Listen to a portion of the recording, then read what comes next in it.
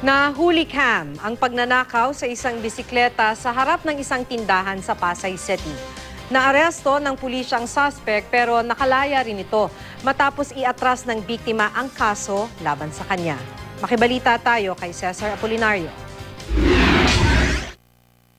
Alas 8 ng gabi ng June 5, makikita ang lalaking ito na ipinarada ang dalang bisikleta sa harap ng isang drugstore sa Barangay 83, Rotonda, Pasay City at pumasok sa tindahan. Ilang sandali, dumating ang isang lalaki na nakilalang si Lorenzo Macario, 46 years old. Dahil nakitang walang kandado ang bike, agad nitong binitbit palayo. Matapos ang 5 araw na pag-iimbestiga, nasa kote ang suspect. Na-recover ang bisikleta pero hiwa-hiwalay na at pinalak ibenta ang parts ng paisa-isa. Tinapyak. Karne. Oo. Umiyak siya sa papasalamat dahil na-recover nga yung yung ninako sa kanya. Pero nang magharap sa barangay at naisauli ang bisikleta, iniatras na rin ng biktima ang kaso. Kaya laking panghihinayang ng hepe ng PCP4 na humawak sa kaso. Lalo't 5 araw nilang pinagpuyatan ng kaso na madalas din daw nangyayari.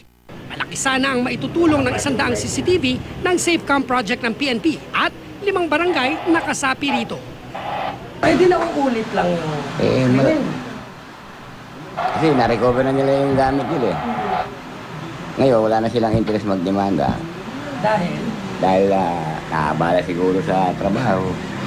Dismayado ang pulisya dahil nasasayang ang gastos ng gobyerno at oras at hirap ng mga otoridad sa pag-abol sa mga sospek na paulit-ulit sa paggawa ng krimen dahil pinapatawad ng kanilang binibiktima.